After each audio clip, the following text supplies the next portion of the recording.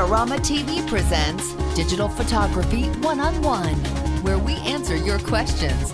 Here's your host, Mark Wallace. Hey everybody, welcome to this week's episode of Digital Photography One-on-One. I'm Mark Wallace. Well, we had a great question this week from David A. Sear. David asked, can you please explain stops and how they relate to aperture values, shutter speeds, and ISO values?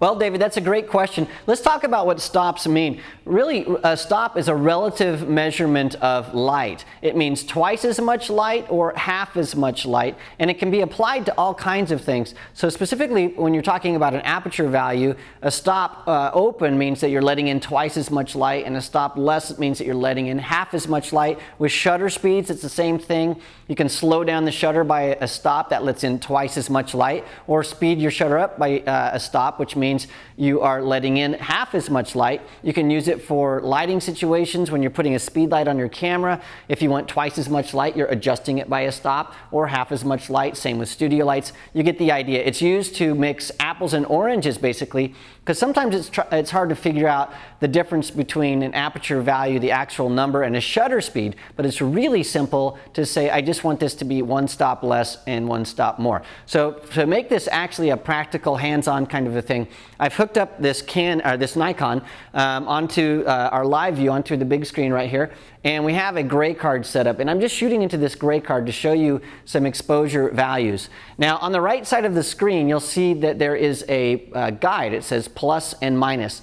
Now that's the meter inside this Nikon, and it's giving us values. And on that meter, we're seeing some short lines, and those short lines are third stop increments, and the long lines are full stop increments. And so we can adjust everything either in full stops or third stops, which is really nice.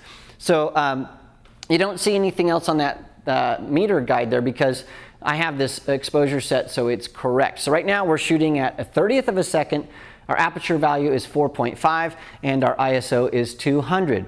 Now let's say that I don't want to shoot at a 1/30th of a second because that's too slow. I'll have some camera shake in the picture. And so I want to take my shutter speed from 1/30th of a second to 1/60th of a second. Well, 1/60th of a second is perfectly twice as much as 30, so you let in half as much light. Half as much light is a full stop. So I'm going to adjust my shutter speed by a full stop. Now I'll do that, and you can see it climbing up there, 40, 50, 60. And look, on the scale, it shows that we are a full stop underexposed. Well, how do I fix that? Well, the nice thing is the dials on all of our new DSLRs, they have clicks. Those clicks are third stop increments. So I know if I click the dial 3 times, I'm going a full stop. So I'm going to open up the aperture 3 clicks, which is a full stop. So I'll do that now. 1, 2, 3. Look at that, 3.2. My exposure is now set, and I just changed my shutter speed by a full stop without really having to know exactly where I needed to go with my aperture value. So let's put that back. Let's put the aperture back to 4.5. 1, 2, 3. That's a full stop. And now I really want to keep my aperture value there for some reason. Let's just make up a reason because I like 4.5. And I want my shutter speed to be where it is. So what can I do? Well, I can change my ISO. Well, what does it need to go to? Again, I know that I'm a full stop underexposed, so I can change the ISO value by a stop. So it's at ISO 200. The next stop is 400. That's the next full stop. So let me do that. I'll change the ISO. So there's 3 clicks. It goes to 400. Look at that. Perfectly exposed. And that's how stops are used in all kinds of different photography applications. So if you're looking at something like a studio lighting setup, and you meter the light and you see that you want to be at a certain aperture value, but you're underexposed by a stop, well then you know you can go to the light and just double the power, which is a full stop. If you're using a speed light, same kind of thing. If you have too much light on a subject, you can adjust it in increments, which are called stops. And so you can either do a full stop or you can even do third stop increments. So let's do a third stop increment really fast. So right now we're at 4.5, so I'm going to open my aperture up to 4, which is a third stop. Notice on my scale, I'm a third stop overexposed.